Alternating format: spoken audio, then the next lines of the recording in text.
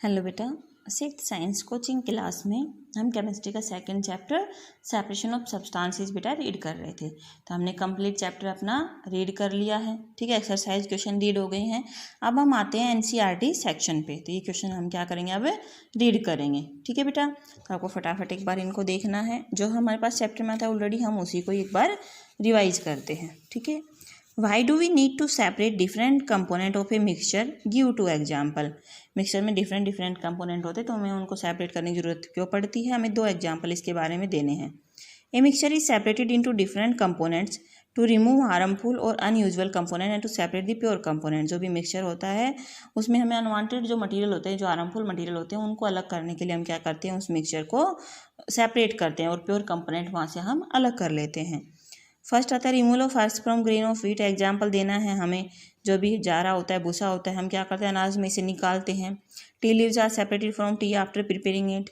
चाय पत्ती निकालते हैं चाय बनने के बाद चाय में से। ठीक है, नेक्स्ट आता है what is winnowing, where it is used. Winnowing क्या होता है, हम क्या करते हैं, इसमें जो हैवी कंपोनेंट होता है उसको लाइट कंपोनेंट में से एयर की हेल्प से, जो हवा है, ब्लोइंग एयर है, उससे क्या करते हैं, अलग करते हैं।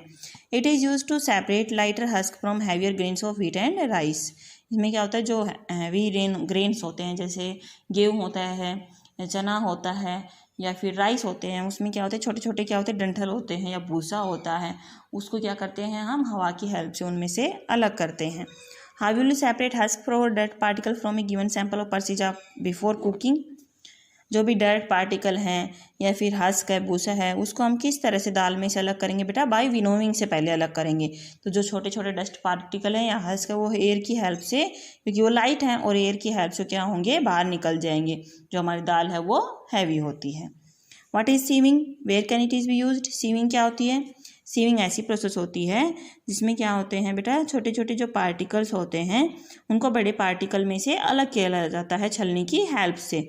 ठीक है, जैसे हमने हस्क निकालना है गेहूं के आटे से, ठीक है, भूसा होता है, उसको हम गेहूं के आटे से अलग करते हैं। तो जो आटा होता है वो छलनी से नीचे आ जाता है और वो जो अपने पास भूसा होता है वो ऊपर रह जाता है। ऐसे हम क्या करते हैं, सैंड में से पेबल्स और स्टोन्स को अलग करते हैं। How will you separate sand and water from their mixture. Sand और वाटर को हम क्या करेंगे, बाय सेडिमेंटेशन और डिकेंटेशन से हम अलग करते हैं। ठीक है, सेडिमेंटेशन से क्या करेंगे, जो मिट्टी है उसको सेटल डाउन कर लेंगे, और डिकेंटेशन से जो लिक्विड है, जो पानी है, उसको दूसरे बीकर में निकाल लेंगे। Is it possible to separate sugar mixed with wheat flour, if yes how will you do it. अगर शुगर है वो गेहूं के आटे के साथ मिक्स है तो उसे हम छलनी से पहले अलग करेंगे। ठीक है, जो आटा है वो क्या होगा, नीचे चला जाएगा, और जो शुगर है वो ऊपर छलनी में रह जाएगा, क्योंकि जो उसका साइज है, शुगर का साइज है, वो बड़ा है। How would you obtain clear water from a sample of muddy water. जो कीचड़ का पानी है उससे आप साफ पानी कैसे निकालोगे। तो जो मड है, जो कीचड़ है, उसको हम पानी में से कैसे निकालेंगे, फिल्ट्रेशन से निकाल सकते हैं। एक फिल्टर पेपर लेंगे, उसको फोल्ड करेंगे और उसको फनल में लगाएंगे। ठीक है, और उसके बाद जो मडी वाटर है उसको इसमें डाल देंगे। जो कीचड़ है वो बेटा क्या रह जाएगा, फिल्टर पेपर पे रह जाएगा। जो क्लीन वाटर है, जो साफ पानी है, वो नीचे बीकर में आ जाएगा। इस तरह से हम क्या करेंगे, जो साफ पानी उसको बीकर में इकट्ठा कर लेंगे और जो कीचड़ है वो अपने पास फिल्टर पेपर में ऊपर रह जाएगा। नेक्स्ट क्वेश्चन पे आते हैं बेटा, फिल इन द ब्लैंक्स दे रखे हैं अपने पास, करते हैं। देखो फर्स्ट क्या कहता है, the method of separating seeds of paddy from its stocks is called threshing. When milk cooled after boiling is poured into a piece of cloth, the cream is left behind. On this process is separating cream from milk is example of filtration. छान रही हैं बेटा। ठीक है, salt is obtained from sea water by the process of evaporation. Impurity settled at the bottom and muddy water was kept overnight in the bucket.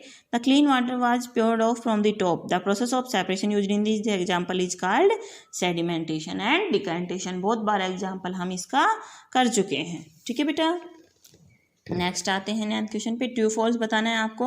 देखो पहला क्या है, a mixture of milk and water can be separated by filtration. क्या milk और पानी को आप filtration से अलग कर सकते हो, नहीं कर सकते, क्योंकि जो मिल्क और पानी है वो मिजिबल है, एक दूसरे में कम्प्लीटली घुल जाते हैं और उनको हम अलग नहीं कर सकते। A mixture of powdered salt and sugar can be separated by the process of winnowing, नहीं कर सकते। विनोविंग से तो क्या होगा, हम उसको हैवी और लाइटर थोड़े ना है, सारा उड़ के कहाँ चला जाएगा, हवा के साथ दूर ही चला जाएगा, तो हम उसको नहीं कर सकते, वो वेट पे डिपेंड है winnowing. Separation of sugar from T can be done with filtration, sugar को हम टी से सेपरेट कर सकते हैं, फिल्ट्रेशन की हेल्प से नहीं कर सकते, फॉल्स है, क्योंकि शुगर क्या है, टी में, चाय में घुल जाएगा, तो क्या हम उसको फिल्ट्रेशन से कर पाएंगे अलग, नहीं कर पाएंगे। टी लीव्स को हम उससे अलग कर सकते हैं। Grain and husk can be separated by the process of decantation, जो ग्रेन है, हस्क हैं, वो क्या कर सकते हैं, डिकेंटेशन से अलग कर सकते हैं, नहीं कर सकते। डिकेंटेशन से क्या होता है, मिट्टी और पानी वाला सॉल्यूशन ही हम साफ कर सकते हैं। ठीक है बेटा, ग्रेन और हस्क को हम विनोविंग मेथड से अलग करते हैं, डिकेंटेशन से अलग नहीं करते। तो इस तरह से बेटा आपको मेथड दिए जाएंगे और पूछा जाएगा कि आप इसको किस मेथड से सेपरेट कर सकते हैं, तो ये आप ध्यान देंगे। ठीक है, उस क्वेश्चन को अच्छे से पढ़ेंगे, तभी आपको पता चलेगा कि हाँ हमने ये मेथड यहाँ पे अप्लाई करना है। किसकी साइज़ कैसी है, कोई घुल सकता है, नहीं घुल सकता, सोल्यूबल है, अनसोल्यूबल है, लाइटर है, हैवियर है। ठीक है, पोर साइज पे डिपेंड है कि छलनी पे कितना साइज है उसका, कितना नहीं है। तो इस तरह से बेटा हर चीज़ को आप ध्यान में, हर प्रॉपर्टी को देख के उसका सेपरेशन मेथड है वो आप राइट करेंगे। नेक्स्ट क्वेश्चन आता है, lemonade is prepared by mixing lemon juice and sugar in water. जब आप नींबू पानी बनाते हो तो लेमन जूस और शुगर मिलाते हो पानी में। You wish to add ice to cool it, फिर आप इसमें बर्फ़ डालते हो इसको ठंडा करने के लिए। Should you add ice to the lemonade before और आफ्टर डिजोल्विंग शुगर, क्या आप जो आइस होती है लेमनेड में डालते हो इसको शुगर डिजोल्व करने से पहले डालना चाहिए या बाद में डालना चाहिए। We should add ice after dissolving the sugar, हमें चीनी घोलने के बाद, शुगर डिजोल्व करने के बाद ये आइस को डालना चाहिए। Solubility of sugar increase with increase in temperature, क्योंकि जो शुगर की जो सोलिबिलिटी होती है, घुलने की जो क्षमता होती है, वो टेम्परेचर इंक्रीज होने के साथ साथ इंक्रीज होती है। अगर हमारे पास क्या है, नॉर्मल पानी, उसमें हम चीनी घोलेंगे तो जल्दी घुल जाएगी। अगर हमने उसमें ऑलरेडी बर्फ़ डाल दी तो टेम्परेचर क्या होगा, लो हो जाएगा, और लो टेम्परेचर पे चीनी वो अच्छे से नहीं घुलेगी। Hence more sugar can be dissolve in water before adding ice, तो जब हम आइस डालें तो ये ध्यान रखें कि हम पहले उसमें चीनी डिजोल्व करें और फिर बाद में क्या हो, जितनी चीनी हमें चाहिए पानी में हम उतना उसमें डिजोल्व कर लें, उसके बाद ही उसमें आइस डालें। ठीक है बेटा, तो ये आपके एनसीईआरटी सेक्शन थे, ये आपको कंप्लीटली रीड कर लेना है। ठीक है बेटा, इससे आगे हम करेंगे कल एक्सरसाइज क्वेश्चन।